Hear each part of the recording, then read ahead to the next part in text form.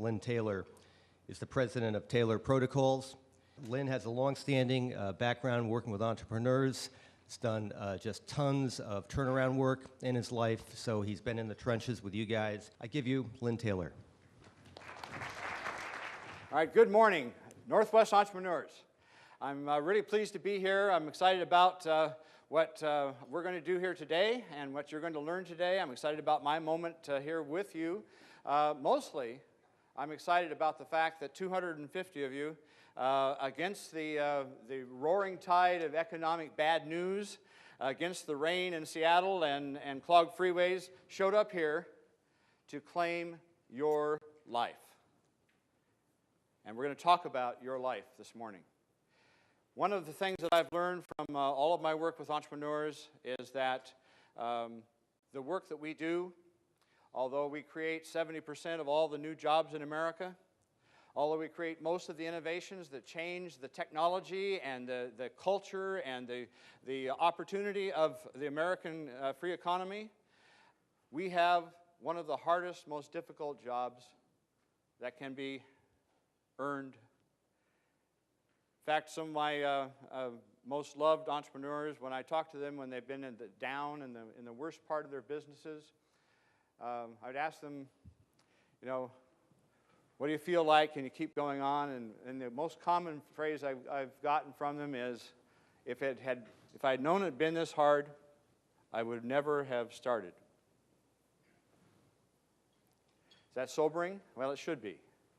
But on the other side of that, I've always asked my succeeding entrepreneurs, the successful ones, the ones that were starting to really build their businesses, why did you start?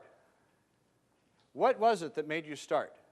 And I got all kinds of wonderful things, but the most common thing I got was, well, I started my own business. I decided to become an entrepreneur because basically I'm unemployable. And I related to that. I've found it difficult to go and just give my life energy to an organization that had this narrow focus and this narrow contribution and this bandwidth within which I had to work. So I found ways to be successful there, but it really wasn't where I belonged. So instead of saying, I'm just unemployable, what I like to translate that into is that the confines of somebody else's business is too small for what I am here to contribute to this world. It's too confined, too narrow, it's too small. I'm here to do something more important. I'm here to do something that's more contributory. I'm here to do something that's more unique. I don't have the time to waste putting up with everybody else's organization and issues. I want to drive through and make my contribution. You relate to that? So what we're going to do here is talk about what it takes to succeed with that. And what I've found is that there are two things that cause an organization to succeed from the ground zero and moving forward. It is who you are, the person in the seat right here, who you are. And then the next thing that's most important is who the person you hire is, who they really are. I was sitting with an entrepreneur yesterday in a restaurant, and he and I were talking about some of his struggles over the last 6 years, which he says has been absolute purgatory.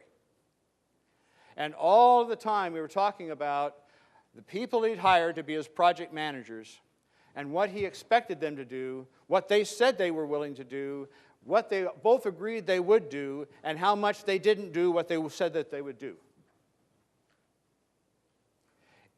The reason is not that they hired bad people. The reason is because I didn't know who I was supposed to hire, and I didn't know how to manage them, and I didn't know who I was. So we're going to talk about that here for a little bit this morning. Universal mission of all people is I believe, synonymous and very simple. We come into this world with three things. Who we are. Who we are is what Abraham Maslow said is the innate, unchanging nature of the person. And we have studied this for the last 20 years, and we have learned that this innate nature is comprised of four essential energies. And I'm going to show you those in a little while. But it is who you are that is the motivation behind why you take an action. It is who you are that causes you to feel purposeful and meaningful doing the work that you're asked to do today, or disgruntled and unsettled and feeling out of sorts. If you're engaged with your work, according to Maslow, you become automatically an A or B performer. If you're not engaged with the work, you make mistakes, you procrastinate, you put things off, and you don't do it. Now, one of the challenges of being an entrepreneur is that you are in the hard seat that who you are at this moment in your business development is almost always not what needs to be in the leadership. I'm going to say that again.